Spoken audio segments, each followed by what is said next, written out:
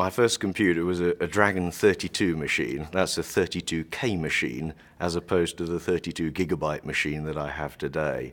It had a tiny, tiny amount of memory. I remember my mother bringing it into the house, my nanogram. They worked really hard to pay for this, and there it was. You turned it on, you plugged it into the TV, and it sat there.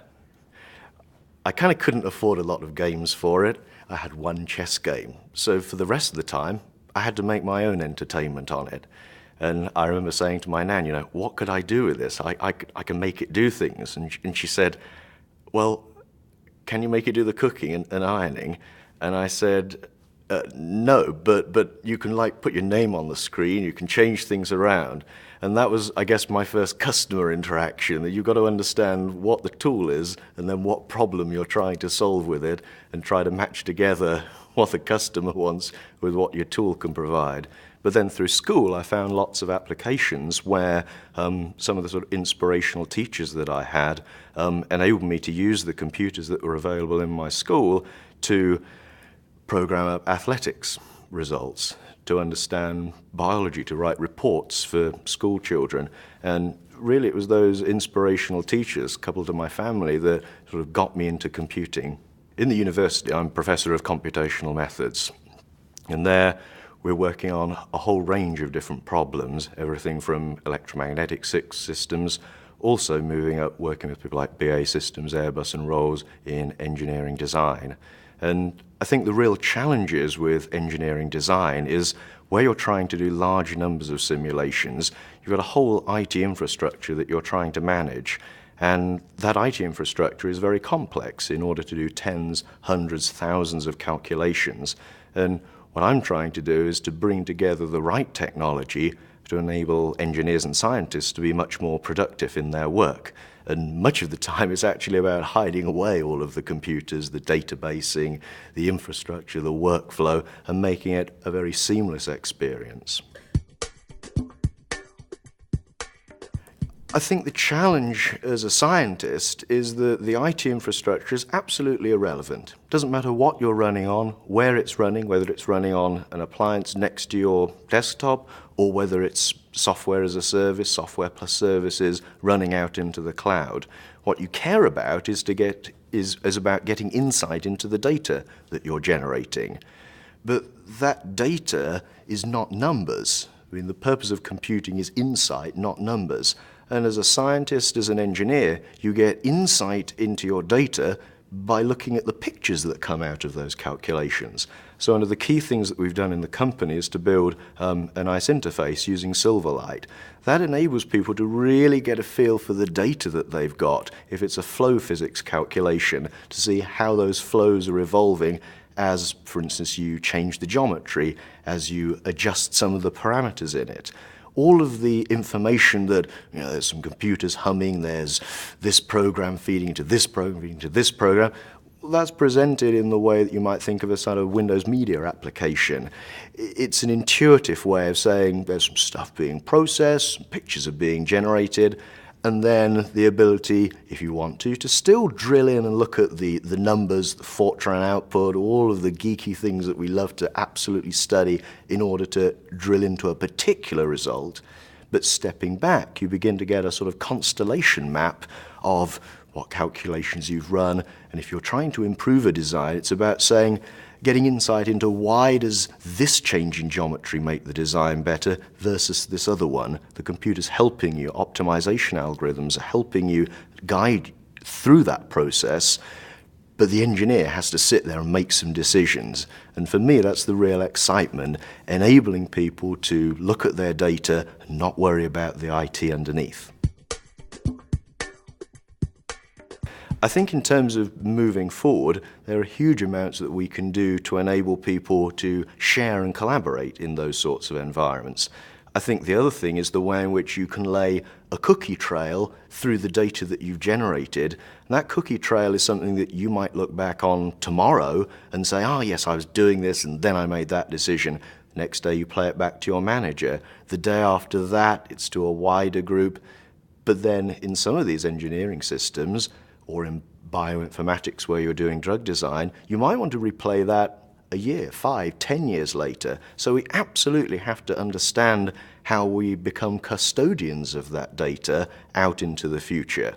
But as well, those annotations that you make, the tags that you put in, the way you link that data together, the way that you share and expose it to others, there are lots of challenges, and we haven't really started going down that route in a huge way. We've seen some really tantalizing glimpses of this from all sorts of research projects around the world, but now is the time we start on that journey.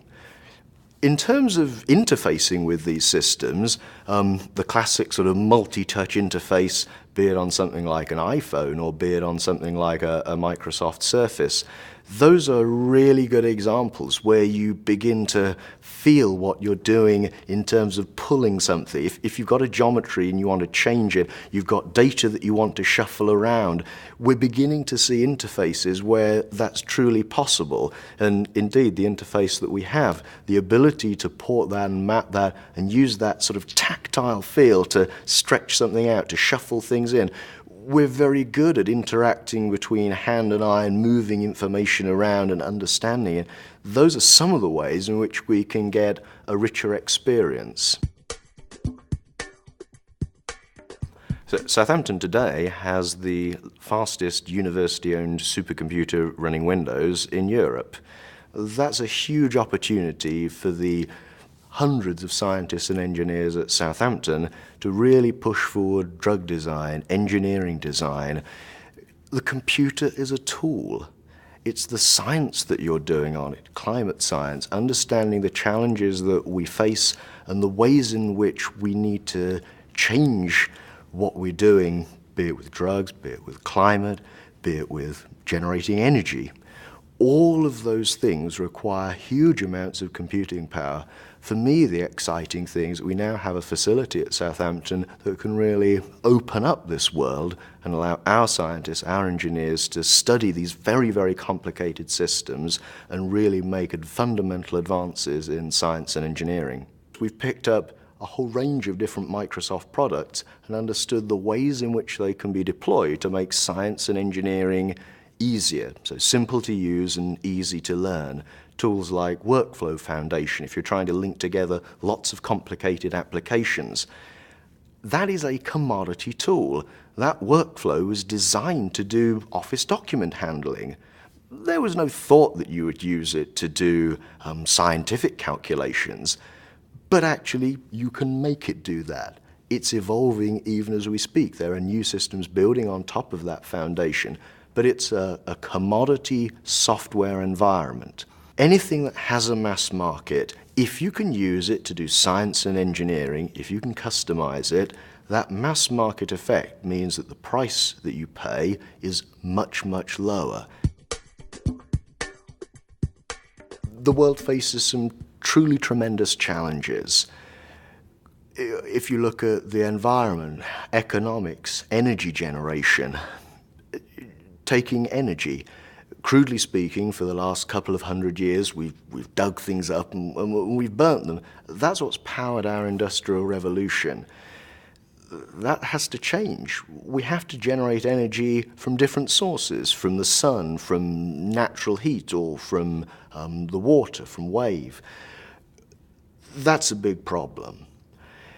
We're trying to assemble Lego bricks that worked in this environment, to put those together, to recover energy, to solve the huge challenge that we face, both in terms of the climate and also energy security.